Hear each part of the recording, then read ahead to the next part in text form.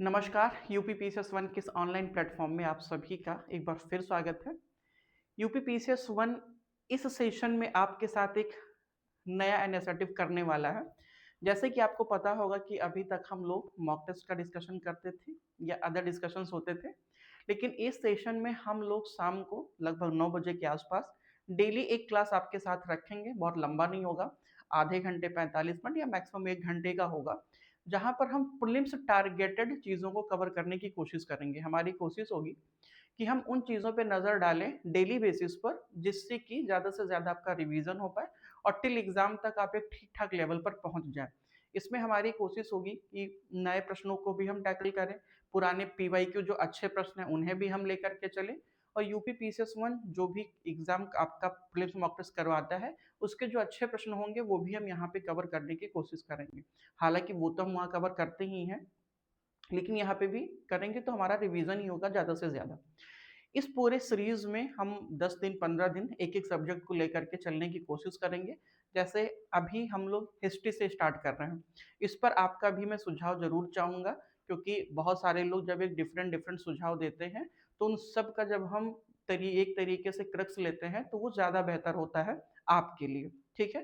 तो आप बताइएगा इसमें और क्या बेहतर हम कर सकते हैं, इसमें हम क्या करने वाले हैं, वो मैं एक बार आपको थोड़ा-सा ब्रीफ कर देता हूँ कि इसमें हम क्या-क्या करेंगे। पहली चीज़ यहाँ पे अगर मैं आपसे बात करूँ, तो यहाँ पर हम ये करने वाले हैं कि जो आपका पीवाईक्यू है, इस हम पीवाईक्यू को कवर करेंगे। दूसरी सबसे ख़ास बात यहाँ पर ये है, अगर आपको नहीं दिख रहा है मैं पेन चेंज कर ले रहा हूँ। एक तो हम आपके पीवाईक्यूएस को कवर करेंगे, प्लस कुछ हम न्यू क्वेश्चंस को कवर करेंगे। इसी के साथ में हमारी कोशिश होगी कि अभी तो हम सिर्फ क्वेश्चंस को कवर करेंगे, डेली बेसिस पर हम 20 या 25 क्वेश्चंस को कवर करेंगे और इसके साथ में हम आपके साथ इनका फुल सॉल्यूशंस कवर करेंगे। साथ ही में अगर कोई फैक्ट इंफॉर्मेशन होगा, तो उस पर भी हम आपके साथ चीज़ों को शेयर करने की कोशिश करेंगे। और एक सबसे खास बात, हम 5 दिन यहाँ पे मैं लिख दे रहा हूँ, हम 5 दिन तो क्विज पे काम करेंगे और जो हमारा सैटरडे या संडे होगा, उसमें हम रिवीजन करने की कोशिश करेंगे। जो 5 दिन हम लगभग 100 या 120 प्रश्न करेंगे, वो एक दिन हम इनका क्विकली जल्दी से रिवीजन कर लेंगे। तो जो कुछ नए प्रश्न होंगे या कुछ नए फैक्ट छूटेंगे, हम उन्हें तब के तब देख लेंगे। ये कोशिश होगी। तो 20 और 25 क्वेश्चंस तो हम कर लेंगे, ये एक हो गया। जैसे एक चीज़ और मैं कोशिश किया हूँ या मैं सोच रहा था कि जैसे आज हम हिस्ट्री से स्टार्ट कर रहे हैं, तो हिस्ट्री के साथ ही में इन इसके तो हम क्विज करेंगे, लेकिन एक अदर सब्जेक्ट के कुछ फैक्ट हम भी साथ में ले सकते हैं। जैसे जियोग्राफी के हम फैक्ट ले सकते हैं या फिर हम पॉलिटी के कुछ फैक्ट्स ले सकते हैं। तो ये तो क्वेश्चन पैटर्न्स पे हो जाएंगे, लेकिन ये सिर्फ और सिर्फ कुछ फैक्ट्स हो जाएंगे, जहां पर हम उन पे एक बार सरसरी निगाह से नजर डालेंगे। जैसे एग्जांपल के तौर पे आज हम हिस्ट्री स्टार्ट कर रहे हैं, तो हिस्ट्री के साथ अभी आपका पहला जो टेस्ट हुआ है वो पॉलिटिकल साइंस का हुआ, आई मीन पॉलिटी का हुआ, पॉलिटी आपका हो चुका। टेलीग्राम पे क्विज पे भी हम पॉलिटी का कर रहे हैं। तो अगर हम ये ट्राई कर सकते हैं कि क्वेश्चन के साथ में हम पॉलिटी के कुछ फैक्ट्स भी ले लें, जैसे कुछ हम अनुसूचियों के बारे में फैक्ट्स देख लें, हम कुछ भाग का फैक्ट्स देख लें, या फिर हो सकता है जो हमारी संविधान सभा है उस संविधान सभा से संबंधित फैक्ट देख लें, या संविधान संशोधन से फैक्ट्स हम देख लें। हमारी जो कार्यपालिका है, विधायिका है, न्यायपालिका, उससे संबंधित हम कुछ फैक्ट्स देख सकते हैं। तो 2-2 या 3-3 टॉपिक्स के जो सम इम्पोर्टेंट फैक्ट्स है वो भी हम अपने साथ में लेके चलेंगे। तो होगा क्या, एक तो हमारा एक सब्जेक्ट इधर कवर होता जाएगा और दूसरा हमारा कुछ फैक्ट्स भी तैयार होते जाएंगे। तो इससे होगा क्या कि हम एक साथ में 2 सब्जेक्ट लेके चलेंगे। तो जो स्टार्टिंग के लगभग 35 से 40 मिनट होंगे, वो हम क्विज पे ले लेते हैं और लास्ट का जो 15 या 20 मिनट होगा, वो हम किसी एक अन्य सब्जेक्ट के फैक्ट पे ले लेंगे। तो आपके 2 सब्जेक्ट भी तैयार हो जाएंगे। पूरी कोशिश इस तरीके से हमें कर सकते हैं, या फिर हम ये भी कर सकते हैं कि हम एक ही सब्जेक्ट को लेकर के चलें। तो जैसा आपको लगे बेहतर, एक बार ज़रूर आप अपने सुझाव शेयर करें। मुझे लगता है कि क्वेश्चन के साथ में हम थोड़े फैक्ट भी लेके चलेंगे, तो वो आपका रिवीजन होता रहेगा। जैसे अगर हिस्ट्री खत्म हो गया, हम ज्योग्राफी स्टार्ट करते तो ज्योग्राफी के एमसीक्यू और हिस्ट्री के कुछ फैक्ट, तो इधर तो जो आप एमसीक्यू पे करके चलेंगे ना, उधर आपका रिवीजन हो जाएगा। अदरवाइज होता क्या है कि आज अगर एक सब्जेक्ट पढ़ लें, हिस्ट्री, एंसेंट और मेडाइवल और मॉडर्न पढ़ के खत्म कर लें, पेपर आपका जुलाई में होता है, अगस्त में होता है, बीच में 3-4 महीने का गैप है। तो इन 3-4 महीनों में वो फैक्ट या वो डेटा हो सकता है कि आप रिवीजन ना करने की वजह से स्किप कर जाएं, भूल जाएं। और अगर हम बार बार रिवीजन करेंगे तो हम एक अच्छे लेवल पे पहुंच जाएंगे। हमें ज़्यादा कोशिश करने की ज़रूरत भी नहीं है। अगर हमारा हिस्ट्री अच्छा से हो जाए, हमारी जियोग्राफी तैयार हो जाए, पॉलिटी तैयार हो जाए और साथ में हमारा करंट अफेयर, अगर ये तैयार हो जाए तो मान के चलिए कि लगभग हम 60 to 65% पेपर यहीं पे कवर कर लेते हैं। क्यों? क्योंकि करंट अफेयर के लगभग 30 क्वेश्चन के आसपास, हिस्ट्री के 22 से 25 क्वेश्चन के आसपास, ये भी मान के चलिए कि 25 से 30, जियोग्राफी प्लस इन्वायरमेंट, इन दोनों को अगर मैं मिला लूं तो लगभग ये 30 प्लस से निकल जाता है। और पॉलिटी भी लगभग 18 से 20 क्वेश्चन एवरेज, तो 20 और 30 लगभग 50, और 50 और 30 80, और 20 100, लगभग इनको अगर हम मिला लें तो 90 से 100 क्वेश्चन के आसपास हम पहुंच जाते हैं। 90 से 100 क्वेश्चन के आसपास हम पहुंच जाते हैं। तो हमारी पूरी कोशिश इन्हीं वाले सेगमेंट पे है कि कैसे भी करके ये हमारा तैयार हो जाए। क्लियर?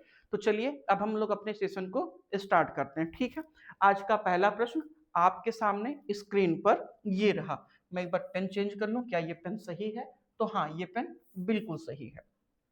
पहला प्रश्न क्या कह रहा है कि निम्नलिखित सूचना पर विचार करें। पुरातात्विक ये स्थल है और इन स्थलों के उनका विवरण दिया हुआ है, हमें बताना है कि कौन सा सही सुमेलित है। ठीक है, सही सुमेलित है। देखिए, इसमें अधिकांश क्वेश्चंस आपको पीवाईक्यू मिलेंगे, कुछ नए मिलेंगे, दोनों ही प्रश्नों का समावेश यहाँ पे आपको देखने को मिलेगा।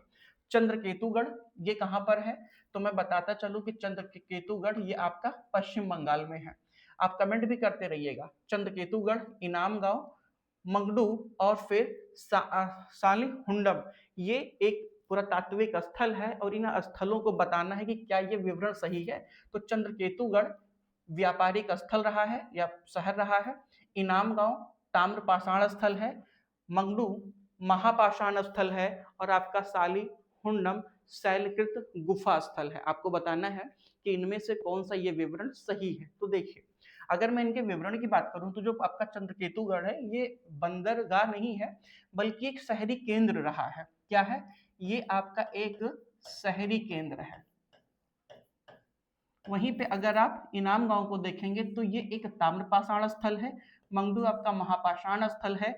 वहीं पे अगर सालिहुंडम की बात करूं तो ये बौद्ध मठ रहा है, बौद्ध मठ के तौर पर हम देखते हैं। इसलिए आपका 2 और 3 सही हो जाएगा, 2 और 3 बी वाला सही होगा। चलिए इसके हम व्याख्या पे थोड़ी सी नजर डालते हैं।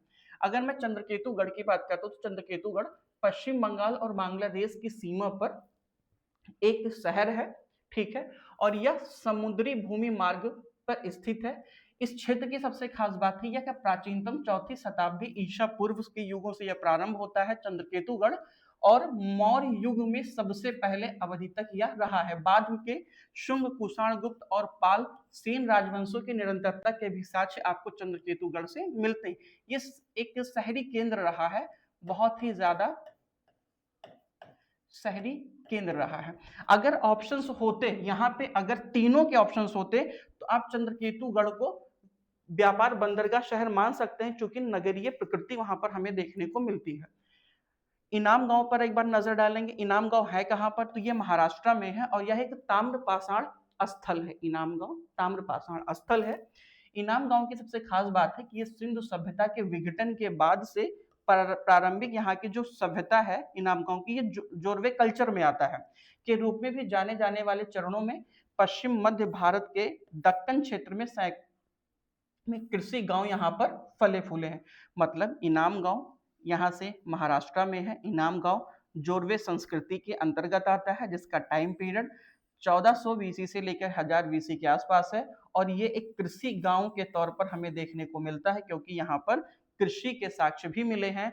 और इनाम गांव ताम्रपाषाणिक स्थल रहा है। क्लियर? आगे बढ़ते हैं। अगर मैं मंगडू की बात करूं तो ये केरल का एक मेगालिथिक या महापाषाण स्थल रहा है, ये आप याद ध्यान दीजिएगा। और सबसे खास बात है कि यहाँ से मिट्टी के बर्तनों कि 3 श्रेणियों में वर्गीकृत किया गया है जो बर्तन मिले हैं, जिसमें से एक आपका विशाल कलश है, मध्य आकार के जार और चाक से बनी मिट्टियों के बर्तन शामिल हैं। यहाँ से और क्या क्या मिले हैं, काले कपड़े और लाल तथा लाल रंग भी यहाँ से आपको प्राप्त हुआ है। अगर मैं सालिग्राम की बात करूं तो ये कहाँ पे स्थित है, ये आंध्र प्रदेश का एक साइट है और यह एक बौद्ध स्थल के तौर पर है। यहाँ पे आप देखेंगे बौद्ध मठ नहीं, बौद्ध स्थल के तौर पर ये हमें देखने को मिलता है, जिसका काल ये दूसरी शताब्दी ईसा पूर्व से लेकर के, दूसरी शताब्दी ईसवी से लेकर के 12वीं शताब्दी ईसवी तक का रहा है।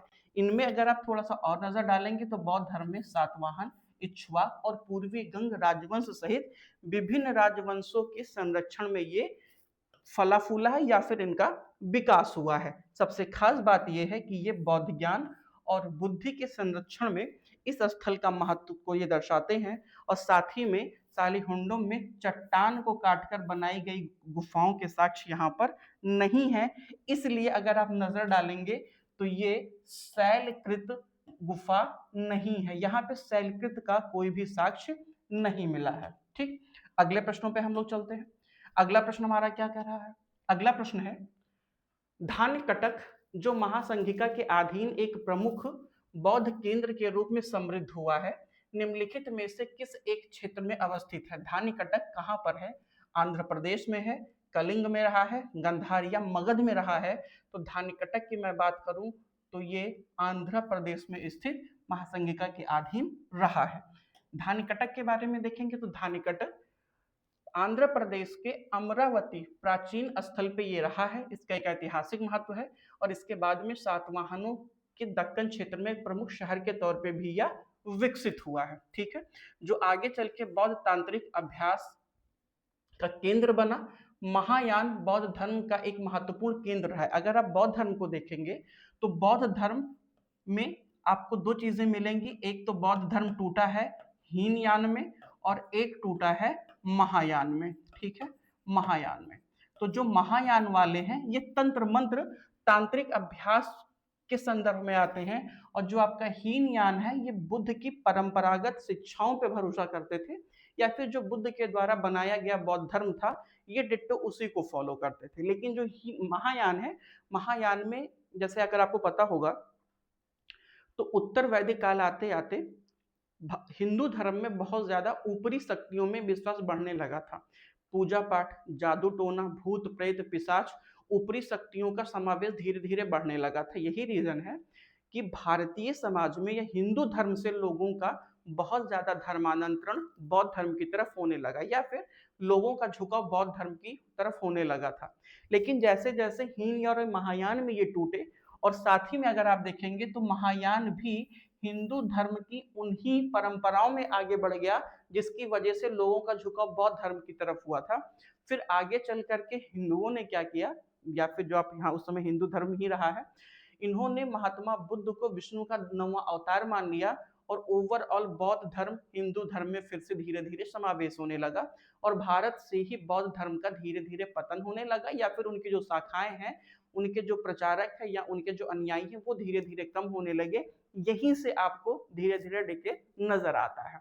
ठीक है, वहीं पर अमरावती एक महत्वपूर्ण स्तूप के तौर पे भी हम देखते हैं। हमारे यहाँ जब भी हम स्तूपों की बात करते हैं तो कुछ सांची के स्तूप हैं, भरहुत के स्तूप हैं, अमरावती स्तूप हैं, ये कुछ स्तूप हैं। इनमें हम जब कलात्मक चीजों को पढ़ते हैं तो अंतर स्पष्ट होता है। ठीक है, मैं गांधार की बात करूं तो गांधार का ये पाकिस्तान अफगानिस्तान क्षेत्र में है।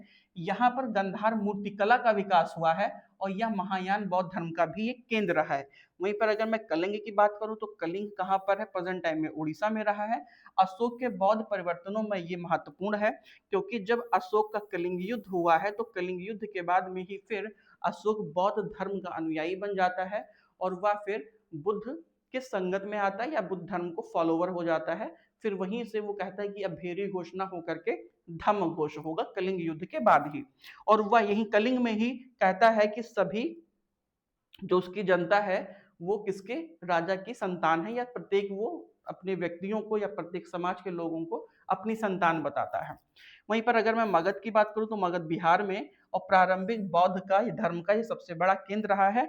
और अगर आप देखेंगे तो मगध साम्राज्य भी अपने आप में उन 16 महाजनपदों में से सबसे बड़े महाजनपद के तौर पर उभर करके सामने आता है। 16 महाजनपदों का जो उल्लेख हमको मिलता है वो बौद्ध धर्म और जैन धर्म, कमेंट करिएगा, जैन धर्म और बौद्ध धर्म के किस ग्रंथ से हमें मिलता है। मैं लिख दे रहा हूं, भगवती सूत्र और अंगुत्तर निकाय।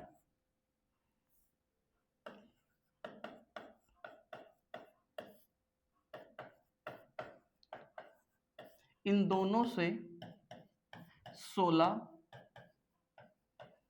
महाजनपदों का उल्लेख मिलता है। ठीक है, आगे बढ़ते हैं।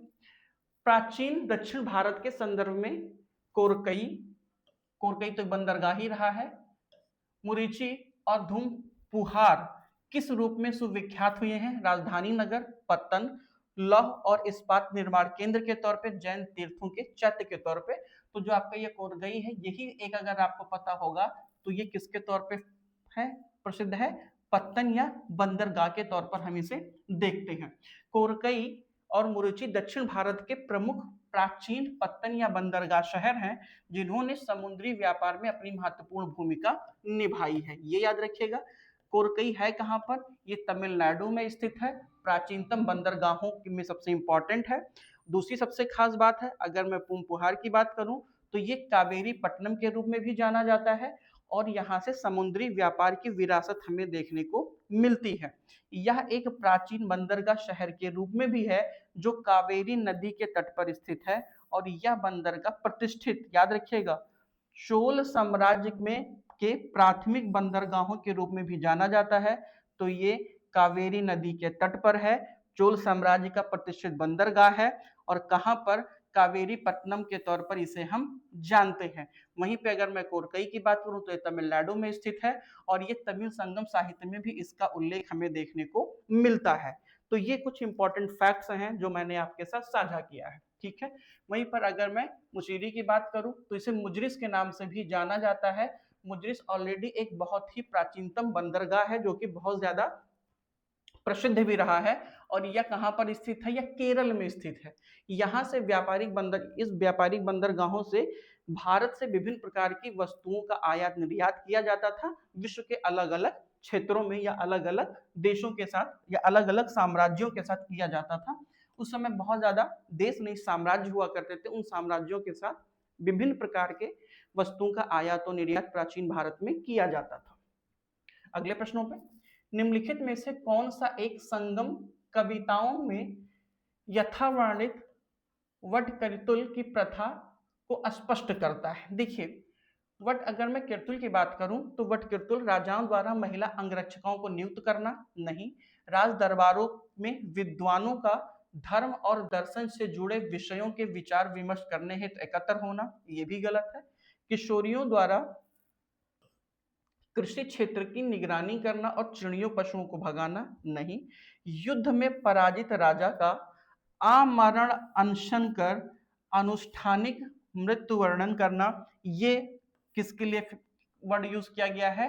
वट कीर्तुल वर्ड शब्द का वर्णन या उल्लेख किया गया है कहां पर? संगम कविताओं में किया गया है। देखिए, संगम काल की मैं बात करूं जिसके अंतर्गत चोर, चेल और पांडे आते हैं। ठीक है, अगर आप देखेंगे संगम काल को, ये चेर, चोल, पांड, ठीक है, यहां पर सबसे ज्यादा जो फेमस है वो फेमस है चोल। चोलों में भी जो सबसे ज्यादा फेमस है चोल कालीन कला, जिसमें के अंतर्गत आप देखेंगे कि नटराज मूर्ति कला फेमस है, क्योंकि चोलों के अंतर्गत जो मूर्ति निर्माण किया गया है वो किस धातु से किया गया था? वो कांस्य धातु से किया गया। सबसे ज्यादा कांस्य का प्रयोग चोलों के शासनकाल में हुआ है। नटराज शिव की जो मूर्ति बनी हुई है, अन्य मूर्तियों में भी हम चोल को देखते हैं। चोल की एक खास बात और है कि चोलों को हम स्थानीय स्वशासन के लिए भी जानते हैं। स्थानीय जो निकाय है वो चोलों का सबसे ज्यादा बेहतर रहा है पूरे प्राचीन काल में।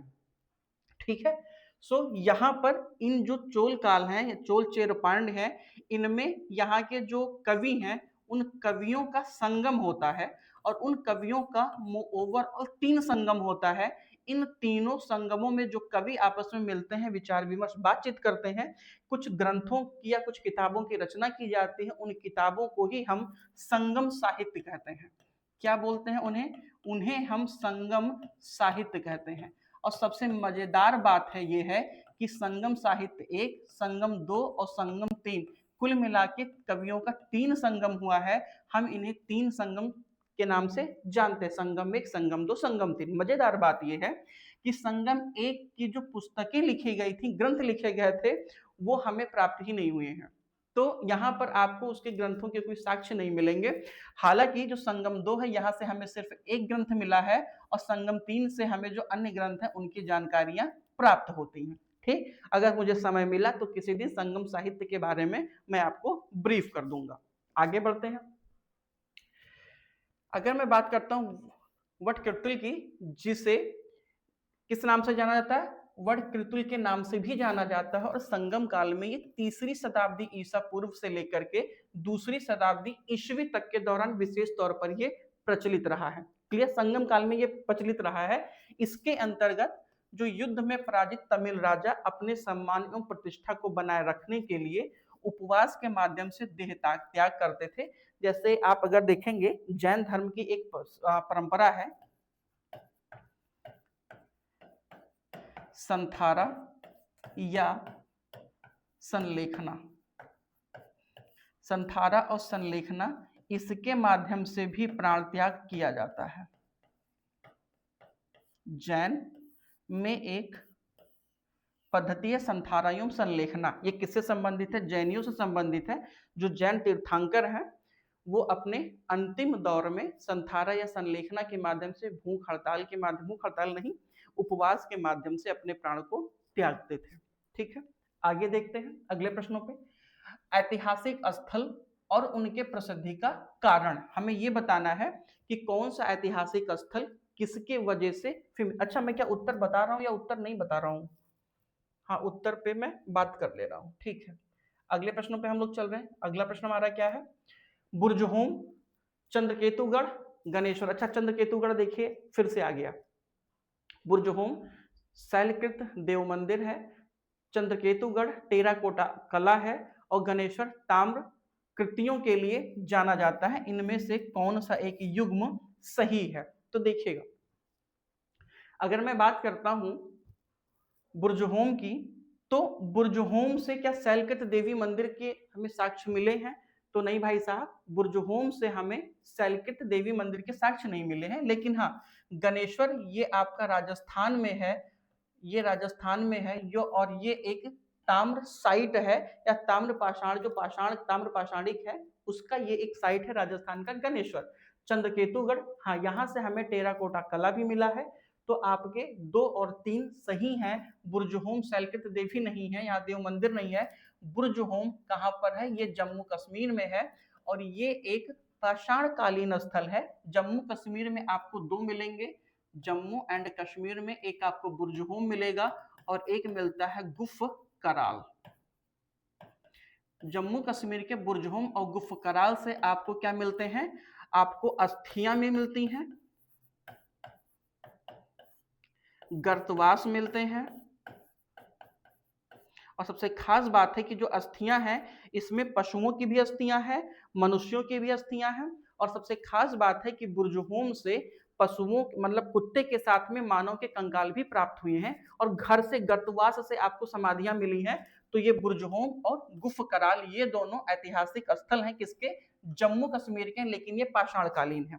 ठीक है, तो इसका उत्तर हो जाएगा डी। बुर्जहोम कश्मीर में हड्डियों के उपकरण के साथ ये सुविकसित एक उद्योग भी रहा है। बुर्जहोम के गहरे और मोटी सतह वाले मिट्टियों के बर्तन शामिल हैं। बुर्जहोम में मंदिर की विशेषताएं नहीं पाई गई हैं। यहाँ से बुर्जहोम की विशेषता क्या है? गर्तवास के लिए जाना जाता है। बुर्जहोम और गुफ कराल दोनों अपने गर्तवास की विशेषताओं के लिए जाना जाता है। मैंने आपसे बताया कि जो चंद्रकेतुगढ़ है ये पश्चिम बंगाल में गंगा डेल्टा में स्थित है और यह टेराकोटा कला के लिए फेमस है। यहाँ से मूर्तियों की समृद्ध संग्रह के लिए भी जाना जाता है, जो मौर्य पूर्व से लेकर के गुप्त काल तक प्रसिद्ध रहा है। देखिए, अगर मैं सारा इन्फॉर्मेशन लिखने की कोशिश करूंगा तो कम समय में ज़्यादा चीज़ें कवर नहीं कर पाऊंगा।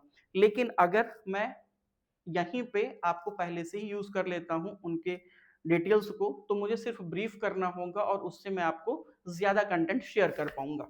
क्लियर?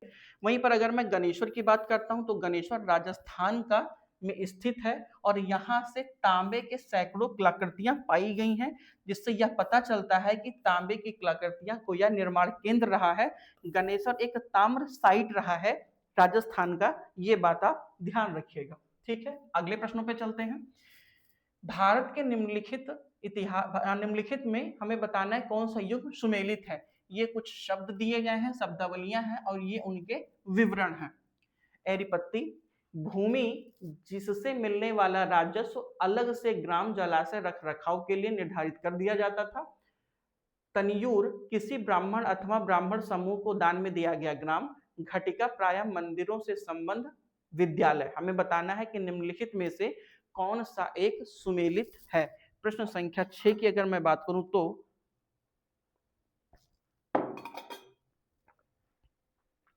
ठीक है, अरपत्ती ये पहला आपका सही है, क्योंकि ये भूमि एक राजस्व मतलब भूमि का टुकड़ा होता था जो कि राजस्व मिलता था और उस राजस्व को हम सिंचाई व्यवस्था के लिए अलग से रखने की कोशिश करते थे। वहीं पर घटिका शब्द मंदिर से संबंध जो विद्यालय चलाया जाता था उसके लिए हम घटिका शब्द का प्रयोग करते थे। देखिए, अगर आप थोड़ा सा प्राचीन भारत में जाएंगे तो मंदिर पूरा का पूरा एक शहर के तौर पर विकसित होते थे और मंदिर अपने आप में स्वायत्त होते थे। मंदिरों की शासन प्रणाली अपनी अलग होती थी, वो विभिन्न प्रकार के कार्यक्रम किया करते थे, जैसे कि मंदिर बैंकिंग प्रणाली का काम करते थे, मंदिर विद्यालय के संचालन का काम करते थे, उद्योग धंधे का भी काम करते। जैसे अगर आप साउथ इंडिया के मंदिरों में जाते हैं तो देखेंगे पूरा का पूरा मंदिर एक शहर के तौर पर विकसित किया गया, जहां पर उद्योग धंधे भी हो रहे हैं, विद्यालय भी वहीं पे उन्हीं के कैंपस में है। दूसरा, वो बैंकिंग प्रणाली का भी काम करते थे प्राचीन भारत में। तो मंदिर सिर्फ एक धार्मिक स्थल ही नहीं थे, बल्कि उनका सामाजिक स्तर पे अन्य क्षेत्रों में भी महत्वपूर्ण योगदान रहा है और अकाल के टाइम पे भी कई बार वो सहायता भी करते थे। और सबसे खास बात यह है कि राजाओं के द्वारा विभिन्न प्रकार के दान भी दिए जाते थे। जैसे अगर आप देखेंगे कि गुप्त काल आते आते भारत में सबसे ज्यादा भूमिदान की परंपरा प्रारंभ हो गई है। भूमिदान की परंपरा प्रारंभ होने से ही भारत में सामंती शासकों का उदय हुआ है और जब सामंती शासकों का उदय हुआ तो उनके पास जो भूमि होते थे, जो भूमि के टुकड़े उन्हें दिए जाते थे दान स्वरूप, वो करमुक्त होते थे और करमुक्त होने के कारण उनके पास धन धीरे धीरे बढ़ने लगा और जब आपके पास फाइनेंशियल पावर आता है तो आपके पास बाकी अन्य शक्तियां भी आने लगती हैं। सो आपका घटिका भी सही है, एरिपत्ती भी सही है, लेकिन तनियूर ये किसी ब्राह्मण अथवा ब्राह्मण समूह को दान में दिया जाने वाला ग्राम नहीं था। हाँ, तनियूर एक ग्राम से संबंधित तो है, लेकिन दान वाला उल्लेख वहां पर नहीं किया गया है। अगर यहाँ पर भी तीनों विकल्प होते तो शायद सही होते, लेकिन ज्यादा जो सही वर्णन कर रहा है वो आपका पहला और तीसरा कर रहा है, इसलिए जो आपका उत्तर होगा वो डी वाला विकल्प आपका सही होगा। इसकी व्याख्या पे एक नजर डालेंगे। अगर मैं एरपत्ती या एरपट्टी की बात करूं तो ये लोगों के द्वारा दान में दी गई एक विशेष प्रकार की भूमि होती थी, जिससे प्राप्त राजस्व राजस्व गांव में तालाब के रखरखाव के लिए रखा जाता था। चोल प्रशासन के दौरान कभी कभी एक बहुत बड़े गांव को या एक गांव की इकाई के रूप में प्रशासित किया जाता था। इसे क्या कहा गया? इसे तनियूर कहा जाता था। वहीं पर अगर मैं घटिकाओं की बात करूं तो घटिकाएं एक शैक्षणिक स्थान या स्थल हुआ करती थी, जो सामान्यतः इनका संबंध किससे है? मंदिरों से है। यहाँ शिक्षाएं दी जाती थी। ये कॉलेज खासकर दर्शन, तर्कशास्त्र, धार्मिक अध्ययन जैसे विषयों में उच्च शिक्षा के केंद्र हुआ करते थे। घटिका और मठ जैसे अध्ययन केंद्रों को उदारता से दान में दिया जाता था, मतलब दान स्वरूप जो भी आपको मिलता था उससे इनका रखरखाव किया जाता था। कुछ अन्य शब्दावलियों पर भी एक बार हम नजर डालेंगे। ब्रह्मदेय, तो ब्रह्मदेय क्या है? ब्राह्मणों को दिया जाने वाली भूमि, ये ब्रह्मदेय कहलाती थी। अनुदान, जो अक्सर अग्रहार गांवों के निर्माण की ओर ले जाते थे, उन्हें अनुदान कहा जाता था। देवदान, धार्मिक और धर्मार्थ उद्देश्यों के लिए मंदिरों को दान में दी गई भूमि, ये आपका देवदान कहलाता था। वहीं पर अगर मैं वेलन वगई की बात करूं तो चोल प्रशासन में गैर ब्राह्मण किसान समुदायों द्वारा धारण की गई भूमि। अगर आप साउथ इंडिया देखेंगे, जैसे हमारे यहाँ भारत में, उत्तर भारत में खासकर वैदिक काल में जब आप नजर डालते हैं तो सबसे पहले आपको ब्राह्मण, क्षत्रिय और वैश्य, इन तीन वर्णों का ही उल्लेख मिलता है। लेकिन जैसे जैसे समाज बदला है, फिर ब्राह्मण, क्षत्रिय, वैश्य और शूद्र, चार वर्णों का उल्लेख हमको मिलता है। लेकिन अगर अब यहाँ दक्षिण भारत में नजर डालेंगे तो दक्षिण भारत में जो वर्ण व्यवस्था है वो सिर्फ दो हमें देखने को मिलता है, ब्राह्मण और गैर ब्राह्मण। बाकी उत्तर भारत में और दक्षिण भारत की जो सामाजिक व्यवस्था है उसमें आपको थोड़ा सा चेंजिंग देखने को मिलेगा।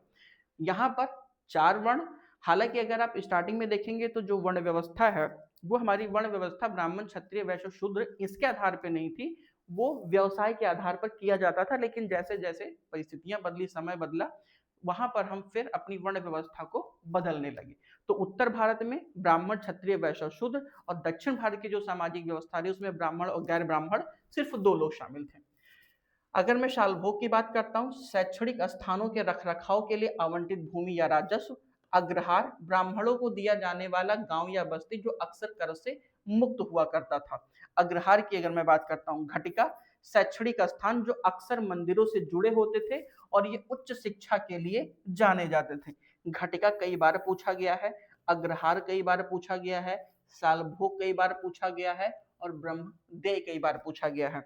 मठ, हिंदू मठ जो धार्मिक एवं शैक्षणिक गतिविधियों के केंद्र के रूप में कार्य करते थे। नगरम कई बार पूछा गया है, शहर या व्यापार केंद्र जिन्होंने शहरीकरण में महत्वपूर्ण भूमिका निभाई है। ठीक है, आगे प्राचीन, अगले प्रश्नों पे हम लोग चलते हैं। प्राचीन काल या प्राचीनतम भारत में हुई वैज्ञानिक प्रगतियों के संबंध में निम्नलिखित में से कौन सा कथन सही है? प्रथम सदी ईस्वी में विभिन्न प्रकार के विशिष्ट शैल औजारों का उपयोग एक आम था। तीसरी सदी ईस्वी के आरंभ में मानव शरीर के आंतरिक अंगों का प्रत्यारोपण प्रारंभ हो चुका था। पांचवी सदी ईस्वी में कोण या ज्या के सिद्धांत का ज्ञात था और सातवीं सदी ईस्वी में चक्रीय चतुर्भुज के सिद्धांत का हमें ज्ञान था। हमें बताना है कि इनमें से कौन सा विकल्प आपका सही है। प्रश्न संख्या 7, इनमें से कौन सा विकल्प आपका सही है? तो इसमें से मित्र, पहली शताब्दी में विभिन्न प्रकार के शैल औजारों का उपयोग, तो हाँ हमें मिलता है, बिल्कुल ये सही है आपका। तीसरी शताब्दी ईस्वी में मानव शरीर के आंतरिक अंगों का प्रत्यारोपण हो प्रारंभ हुआ है, नहीं, ये तीसरी शताब्दी में नहीं मिलता है, ये धीरे धीरे हमें आगे गुप्त काल से मिलना प्रारंभ हो जाते हैं। ठीक है, तो तीसरी सदी ईस्वी में ये आपको उतना ज्यादा सही नहीं है। हाँ, तीसरा आपका सही है और चौथा सही है, तो 1, 3 और 4 सी वाला विकल्प आपका सही हो जाएगा। ठीक है, इसकी व्याख्या पे एक नजर हम डालते हैं। सुश्रुत संहिता, ये 6वीं शताब्दी ईस्वी की ईसा पूर्व की बातें हैं। जैसे प्राचीन भारतीय ग्रंथों में शल्य चिकित्सा, नेत्र उपचार एवं प्लास्टिक सर्जरी जैसी प्रक्रियाओं के लिए विशेष शल्य चिकित्सा उपकरणों का वर्णन हमें देखने को मिलता है।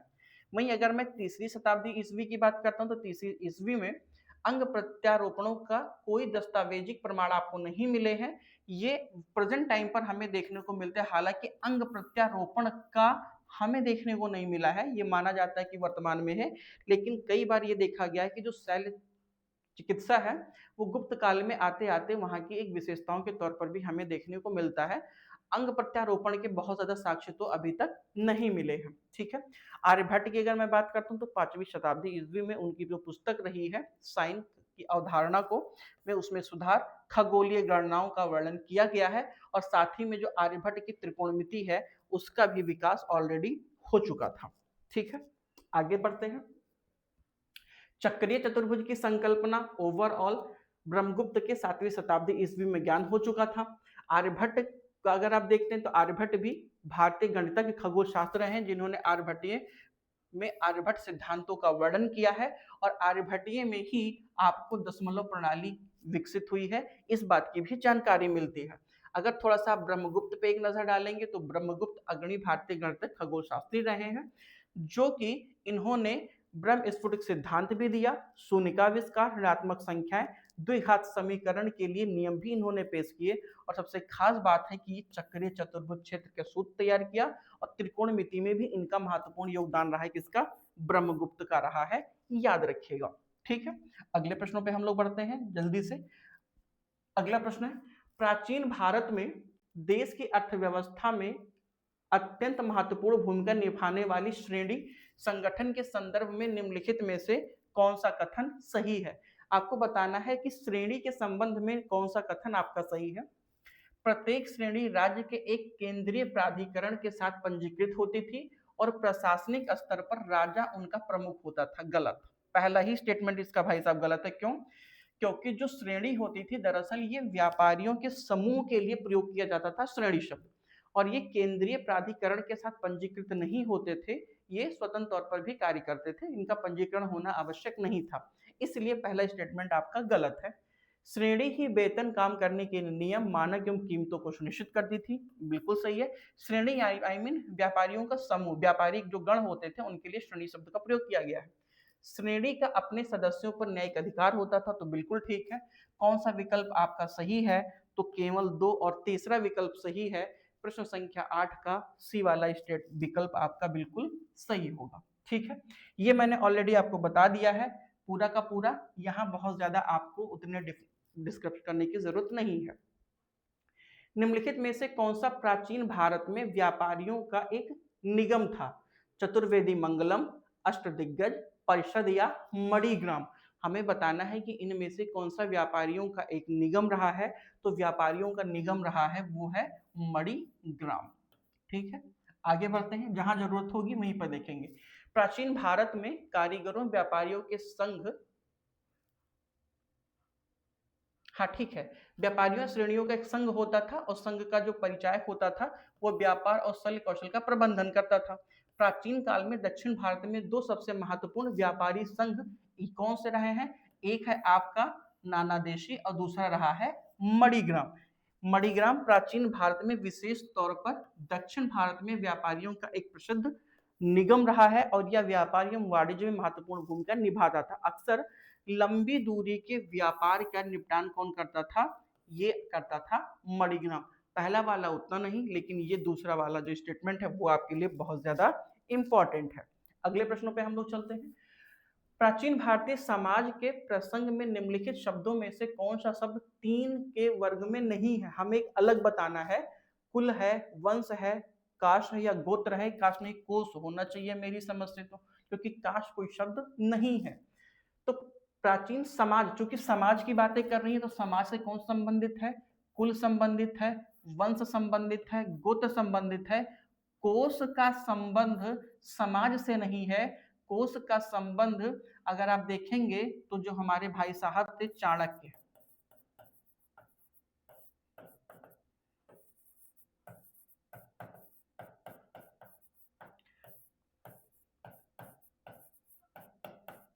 सप्तांग सिद्धांत, ठीक है। कोश चाणक्य या जिसे आप कौटिल्य बोलते हैं, कौटिल्य की एक पुस्तक है अर्थशास्त्र। अर्थशास्त्र में इन्होंने राजा के लिए सप्तांग सिद्धांत दिए हैं। उन सप्तांग सिद्धांतों में से कोश एक आता है। ठीक है, आगे देखते हैं। बिल्कुल सही है। कुल, वंश और गोत्र सभी प्राचीन समाज से संबंधित हैं, लेकिन यहाँ पे थोड़ा सा आप नजर डालिएगा।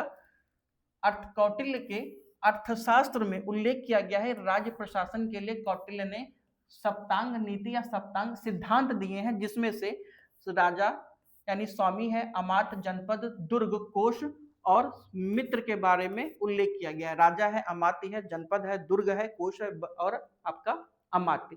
इन शब्दों के लिए प्रयोग या फिर मित्र के लिए प्रयोग किया गया है। बल यानी सेना, सेना जरूरी है, मित्र जरूरी है, अमात्य, जनपद, दुर्ग, कोश, सेना और मित्र।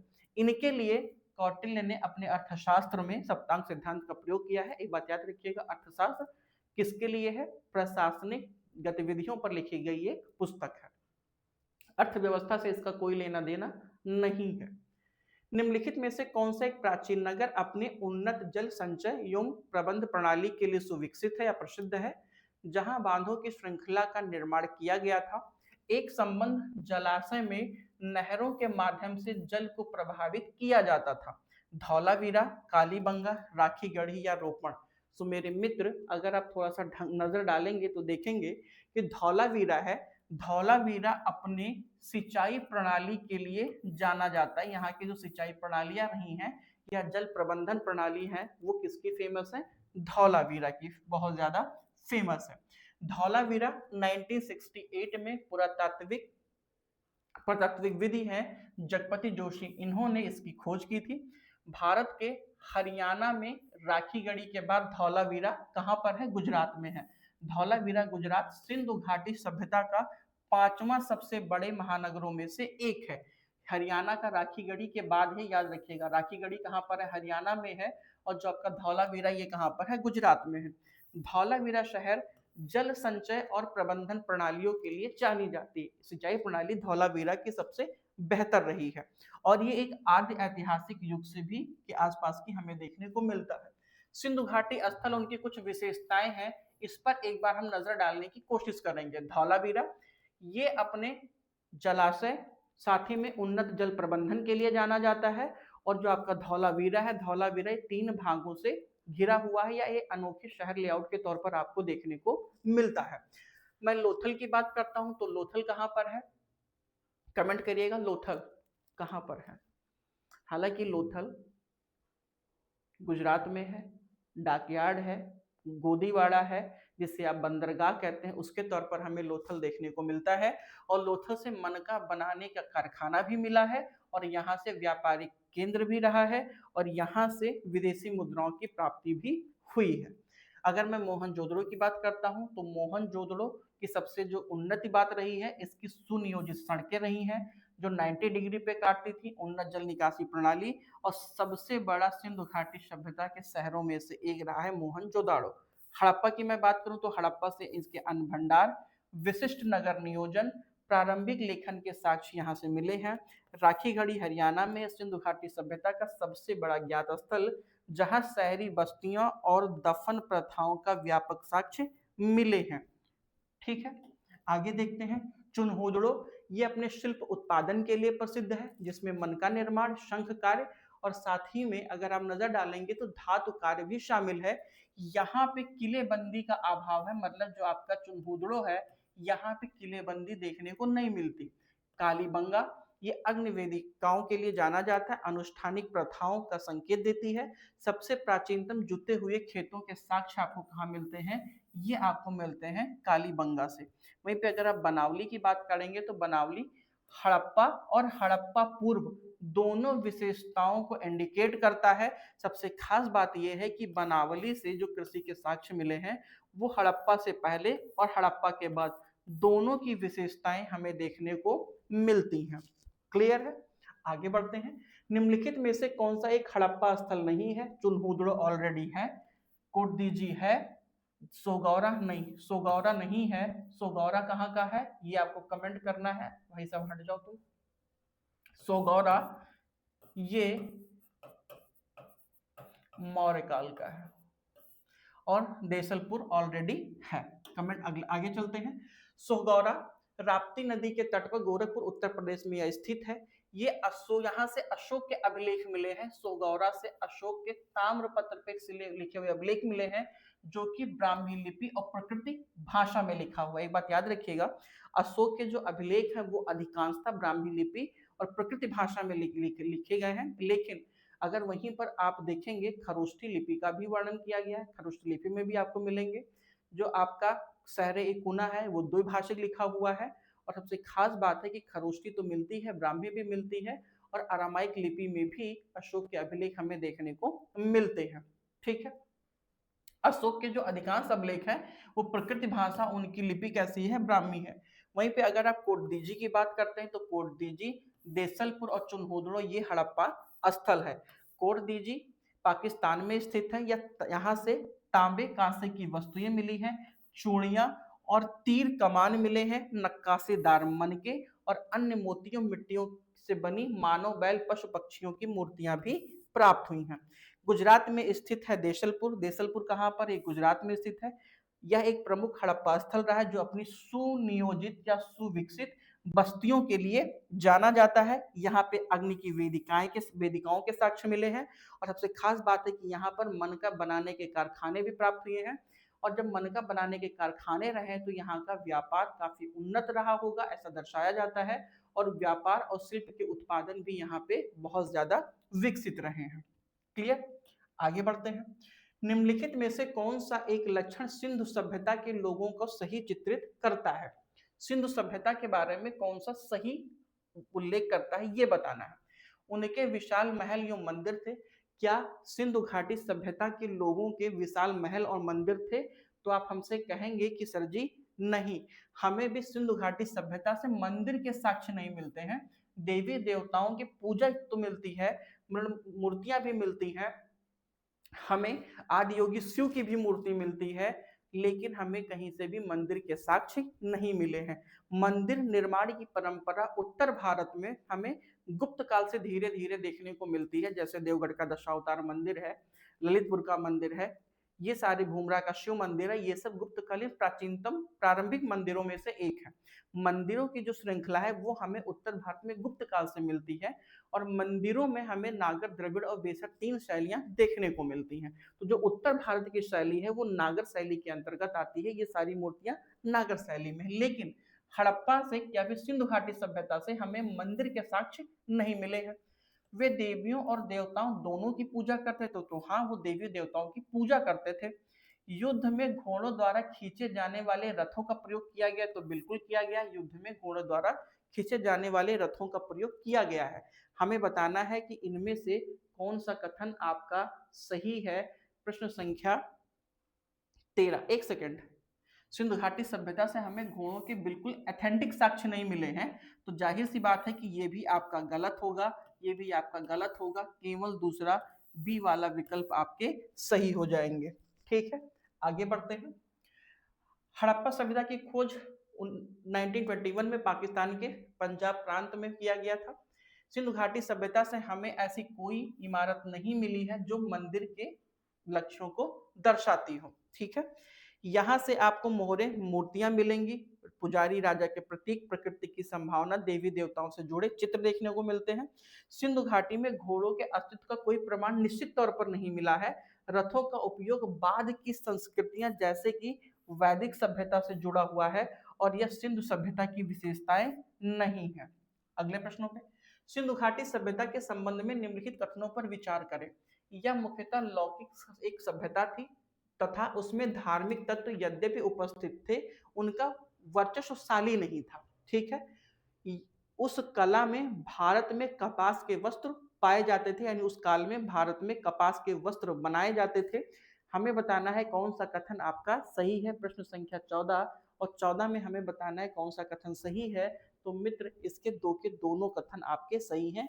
इस काल में हमें कपास के वस्त्र के भी साक्ष्य मिले हैं, और लौकिक सभ्यता थी जिसका धार्मिक तत्व उपस्थित रहा है। सो आपके दोनों के दोनों स्टेटमेंट यहाँ पर सही होंगे। सिंधु घाटी सभ्यता जो कि सबसे प्राचीन भारतीय नगरीय सभ्यताओं में से एक रही है। सिंधु घाटी सभ्यता नगरीय सभ्यता है और वैदिक सभ्यता एक ग्रामीण सभ्यता रही है। सिंधु घाटी सभ्यता की विशेषता इसका नगर नियोजन, व्यापार प्रणाली, शिल्प काफी उन्नत रहे हैं। यहाँ पर धर्मनिरपेक्ष प्रकृति की रही है तथा इनमें कोई प्रमुख धार्मिक संरचना नहीं रही है। ये धर्मनिरपेक्ष प्रकृति रही है। जैसे कि अगर आप देखेंगे तो हमने पशुओं की पूजा की है, प्रकृति की पूजा की है, पशु पक्षियों की पूजा की है, धरती को हमने उर्वरा की देवी के तौर पर पूजा किया है।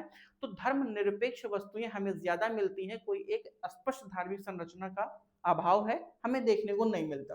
सिंधु घाटी सभ्यता को अक्सर मेसोपोटामिया, मिस्र जैसी प्राचीनतम सभ्यताओं के साथ तुलनात्मक तौर पर हम इन्हें देखते हैं, तो ये हमें कहीं ना कहीं थोड़ा अपेक्षाकृत धर्मनिरपेक्ष प्रतीत होती हैं। सिंधु घाटी के लोग पेड़ जानवरों की पूजा करते थे। किसी भी स्थान पर धर्म शासित समाज या बड़े भवन, भव्य मंदिर के प्रमाण नहीं मिले हैं। हालांकि कालीबंगा और लोथल जैसे कुछ स्थानों से हमें अग्नि पूजा के साक्ष्य मिले हैं, लेकिन मंदिर के साक्ष्य हमें कहीं से भी नहीं मिले हैं। दफनाने की प्रथा हमें यहाँ देखने को मिलती है। सिंधु घाटी सभ्यता सबसे पुरानी ज्ञात सभ्यताओं में से एक थी, जो कपड़ा उत्पादन के लिए कपास का इस्तेमाल किया जाता था। मोहनजोदाड़ो और हड़प्पा जैसे कई सिंधु स्थलों पर कपास की खेती के भी साक्ष्य मिले हैं। क्लियर है। अगले प्रश्नों पे हम लोग चलते हैं। प्राचीन स्थल और उनका पुरातात्विक खोज, मतलब किस चीज से क्या रिलेटेड है हमें ये बताना है। अच्छा, गलती से उत्तर भी इस बार लग गया है। ठीक, लोथल, तो लोथल क्या रहा है? लोथल जुता हुए खेत के साक्ष्य मिले हैं। अच्छा, आपको मिलाना है तो लोथल क्या जुते हुए खेत है? नहीं, लोथल कालीबंगा, धौलावीरा, बनावली और जुते हुए खेत गोदीवाड़ा, पक्की मिट्टी की बनी हुई हल्की प्रकृति और हड़प्पा लिपि के बड़े आकार के 10 चिन्हों वाला एक शिलालेख हमें मैच करना है। तो हमें पता है लोथल क्या था, तो लोथल ओवरऑल एक गोदीवाड़ा है। कालीबंगा से हमें जुते हुए खेत के साक्ष्य मिलते हैं। धौलावीरा से हड़प्पाई लिपि के 10 बड़े आकारों का एक शिलालेख भी हमें मिला है और बनावली से पक्की मिट्टी की बनी हुई हल्की प्रकृति मिली है। तो आपका हो जाएगा 2, 1, 4 और 3, इसलिए बी वाला विकल्प आपका सही होगा। अगले प्रश्नों पे हम लोग चल रहे हैं। निम्नलिखित पशुओं में से किस एक का हड़प्पा संस्कृति में मिली मोहरों और टेराकोटा कलाकृतियों के निरूपण में नहीं हुआ है? कौन सा एक पशु नहीं मिला है? गाय, हाथी, गैंडा या बाघ? कौन सा एक नहीं मिला है? तो भाई साहब का निरूपण कलाकृतियों में नहीं हुआ है। क्या नहीं हुआ है? गाय का, हाथी का, गैंडा या बाघ का? तो गाय का एक कलाकृतियों के तौर पर हमें देखने को नहीं मिलता है। बाकी हाथी, गैंडा और बाघ, इन तीनों की कलाकृतियां हमें वहां के मोहरों पे देखने को मिलती हैं। हड़प्पाई सभ्यता के प्रशासनिक, वाणिज्यिक और धार्मिक उद्देश्यों के लिए मोहर बड़े पैमाने पर इस्तेमाल किए जाते थे। बात याद रखिएगा, प्रशासनिक, वाणिज्यिक और धार्मिक उद्देश्यों के लिए मोहरों का इस्तेमाल किया गया। हालांकि हड़प्पा सभ्यता में जो वस्तु व्यापार होता था या जो व्यापार होता था वो वस्तु विनिमय के आधार पर किया जाता था। मोहरों का प्रयोग बहुत ज्यादा आर्थिक गतिविधियों के लिए नहीं किया गया है। क्लियर है? इन मोहरें विभिन्न सामग्रियों से बनाई जाती थी, जिसमें स्टेटाइट, टेराकोटा, चार्ट आदि की मदद से ये बनते थे। पशुपति सील, यूनिकॉर्न सील आदि सहित लगभग 2000 मूर्तियां मिली हैं। मोहरों पर दर्शाए जाने वाले सबसे आम पशुओं में एक सींग वाला बैल रहा है। एक सींग वाला बैल रहा है। एक सींग वाला बैल, एक सींग वाला गैंडा था जी, बैल नहीं था।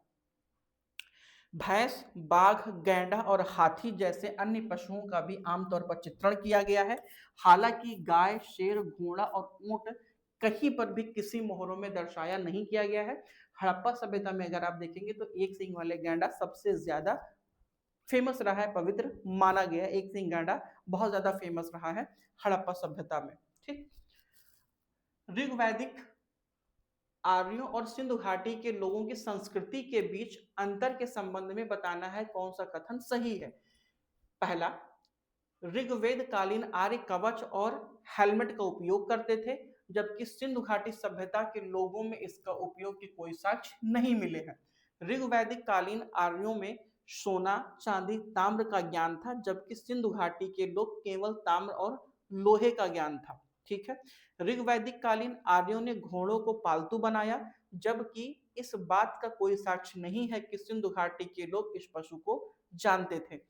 आपको बताना है कि इनमें से कौन सा कथन आपका सही है। तो देखिए, ऋग्वैदिक काल के जो आर्य हैं वो कवच और हेलमेट का उपयोग करते थे, जबकि सिंधु घाटी की सभ्यता के लोग इनका उपयोग करते के साक्ष्य नहीं मिला है। ये स्टेटमेंट आपका गलत है। बाकी दूसरा और तीसरा स्टेटमेंट आपका सही है। इसलिए इसमें से कौन सा विकल्प आपका सही हो जाएगा 17 का? तो 17 का सी वाला विकल्प सही होगा। एक सेकेंड, हेलमेट का उपयोग करते थे ऋग्वैदिक कालीन में आर्य करते थे। हाँ ठीक है, आर्य तो करते थे, लेकिन सिंधु घाटी सभ्यता में इनके साक्ष्य नहीं मिले। ठीक है, आर्य करते थे। ऋग्वैदिक काल में आर्यों में घोड़े को पालतू बनाया। ऋग्वैदिक काल में आर्यों ने घोड़े को पालतू बनाया। ठीक है, इस बात का कोई साक्ष्य नहीं मिला सिंधु घाटी में, नहीं है कि सिंधु घाटी के लोग जानते थे, बिल्कुल, क्योंकि सिंधु घाटी सभ्यता के लोग घोड़े से परिचित नहीं थे, घोड़े के साक्ष्य नहीं मिले हैं। तो ये आपका सही है। और ऋग्वैदिक काल में आर्य सोना, चांदी और तांबे का ज्ञान था, जबकि सिंधु घाटी सभ्यता के लोग केवल तांब और लोहे का ज्ञान था। नहीं, सिंधु घाटी सभ्यता के लोगों को लोहे का ज्ञान नहीं था, क्योंकि अगर आप लोहा देखेंगे तो लोहा कब आया है? ये छठवीं ओवरऑल छठी बीसी के आसपास आपको देखने को मिलता है। तो ये विकल्प आपका गलत है। पहला और तीसरा सही है, तो पहला और तीसरा यहां पर आपको देखने को मिलेगा। आगे बढ़ते हैं। सिंधु घाटी सभ्यता अत्यधिक भौतिकवादी थी, जो कि शहरी अवसंरचना, मानवीकृत वजन एवं व्यापक व्यवहार नेटवर्क पे रहा है। आप ढंग से थोड़ा सा देखेंगे तो यहाँ पर मवेशियों की संपत्ति, अनुष्ठानिक प्रसाद पर ध्यान केंद्रित था। आक्रामक हथियारों में वैदिक आर्यों के पास में धनुष, तीर, भाला और कुल्हाड़ी थी। आर्यों के पास में, याद रखिएगा, क्योंकि जो आर्य हैं वो थोड़ा सा आक्रामण प्रकृति के होते थे, तो इनके पास तीर, भाला, खंजर, कुल्हाड़ी थी और रक्षात्मक कवच के लिए ये हेलमेट पहनते थे। जबकि सिंधु घाटी सभ्यता के लोगों के पास धनुष, तीर, भाला, खंजर और कुल्हाड़ी था, लेकिन ये रक्षात्मक कवच के का प्रयोग नहीं करते थे। ठीक है। ऋग्वैदिक के समय एंड आर्यन जिस धातु का प्रयोग करते थे वो सोना और तांबा कांस था, लेकिन कुछ समय के बाद में धातुओं के स्थान पर चांदी और लोहे के प्रयोग किए जाने लगे। सिंधु घाटी सभ्यता ने कांस, चांदी, सोना का प्रयोग किया, लेकिन ये लोहे से परिचित नहीं थे। जो मैंने आपको बताया है ये वही है। पूर्व वैदिक आर्यों का धर्म मुख्यतः क्या रहा है? भक्ति, मूर्ति पूजा और यज्ञ, प्रकृति पूजा और यज्ञ, प्रकृति पूजा और भक्ति। पूर्व वैदिक आर्यों का प्रमुख धर्म क्या रहा है? तो इनका जो प्रमुख धर्म रहा है वो प्रकृति पूजा और यज्ञ रहा है। क्लियर है? आगे बढ़ते हैं। वैदिक आर्य इंद्र, अग्नि, सोम, वरुण को भगवान के रूप में मानते थे, उनकी पूजा करते थे। धरती माता और नदियों का विशेष रूप में सरस्वती जी की पूजा की गई है, सरस्वती नदी की पूजा की गई है। ऋग्वेद में के सूक्त में अग्नि, वायु और सूर्य जैसी प्राकृतिक शक्तियों के प्रति श्रद्धा दर्शाया गया है। यज्ञ पूजा एक विधि के तौर पर थी जिसमें आहुति शामिल था, जिसमें वैदिक मंत्र, गायन और यज्ञ मंत्र शामिल रहे हैं। ठीक है। अगले प्रश्नों पे, निम्नलिखित 4 वेदों में से किस एक वेद में जादुई माया या वशीकरण का वर्णन किया गया है? ऋग्वेद, यजुर्वेद, अथर्ववेद या सामवेद? तो हमें पता है कि यजुर्वेद जो कि सबसे बाद में आया, उस यजुर्वेद में हमें ऊपरी शक्तियों का समावेश देखने को मिला है। यही मेन रीजन रहा है कि अथर्ववेद के बाद में भारतीय समाज के या भारतीय जनमानस में धीरे धीरे डाउनफॉल स्टार्ट हुआ है। अथर्ववेद के साथ ही में आप देखेंगे तो भारतीय समाज में महिलाओं की स्थिति गिरने लगी है। जादू, टोना, बलि प्रथा प्रारंभ हो गया है। ऊपरी शक्तियों का समावेश, टोना, टटका, इन सब का समावेश भारतीय समाज में होने लगा है। ठीक है। अगले प्रश्नों पर, वैदिक ग्रंथों में अगर आप देखेंगे तो ये मैंने आपको बता दिया है, इसका उत्तर सी है। आरंभिक वैदिक साहित्य में सर्वाधिक वर्णित नदी कौन सी है? सिंधु नदी है, शतुद्री है, सरस्वती है या गंगा है? तो वैदिक साहित्य में जो सबसे ज्यादा नदी फेमस है वो कौन सी रही है? वो सिंधु नदी रही है सबसे ज्यादा। ठीक है। वैदिक साहित्य में वेद शामिल है, जो कि भारत में सबसे पुरानी ग्रंथों में से एक है। भजन, अनुष्ठान एवं दार्शनिक शिक्षाओं में शामिल है। 4 वेदों में ऋग्वेद, यजुर्वेद, सामवेद, अथर्ववेद शामिल है। इनमें जैसे ब्राह्मण, अरण्यक, उपनिषद भी इनके अंतर्गत आते हैं। अगर मैं वैदिक साहित्य की बात करूं तो वैदिक साहित्य में सबसे अधिक उल्लेखित जो नदी है वो आपकी सिंधु नदी है। सबसे पुराने ज्ञात हिंदू ग्रंथ में ऋग्वेद में इनका 150 से अधिक बार उल्लेख किया गया है। साथ में उर्वरता, प्रचुरता और समृद्धि से जुड़ा ये एक पवित्र नदी माना गया है। ठीक है। इसके बाद अगर आप देखेंगे तो सबसे महत्वपूर्ण नदी रही है ऋग्वेद में वो सरस्वती नदी रही है। सरस्वती नदी को नदीत्मा कहा गया है या सबसे अच्छी नदियों की संज्ञा दी गई है। क्लियर। अगले प्रश्नों पे चलते हैं। निम्नलिखित में से कौन से एक ब्रह्मवादिनी थी जिन्होंने कुछ वेद मंत्रों की रचना किया है? लोपमुद्रा, गार्गी, लीलावती या सावित्री? तो ब्रह्मवादिनी में जिन्होंने कुछ मंत्रों की रचना की है वो कौन रहा है? लोपमुद्रा रही है। इसकी व्याख्या थोड़ा सा एक बार देख लेते हैं। अगर वैदिक काल में देखेंगे तो जो गुरुकुल परंपरा रही, जिन्हें आश्रम भी कहा जाता था, प्रारंभिक वैदिक काल में महिलाओं को शिक्षा की सुविधा थी। लेकिन वैदिक काल के बाद में जैसे जैसे आप उत्तर वैदिक काल देखेंगे, उत्तर वैदिक काल में महिलाओं को शिक्षा से धीरे धीरे वंचित किया जाने लगा था। ब्रह्मवादिनी उन महिलाओं को संदर्भित करता है जो आध्यात्मिक ज्ञान और ब्रह्म परम वास्तविकता के दार्शनिक की समझ रखती थी। उनके अंतर्गत कुछ जो महिलाएं हैं जैसे मैत्रेयी है, विशंबरा है, अपाला और लोपमुद्रा है, गार्गी है, इन महिलाओं का नाम आता है। ठीक। तो ये कुछ महत्वपूर्ण प्रश्न थे जो मैंने आपके साथ साझा किए हैं। सेशन कैसा रहा एक बार कमेंट में जरूर बताएं। मिलते हैं अपने अगले सेशन में। Thank you so much. जय हिंद।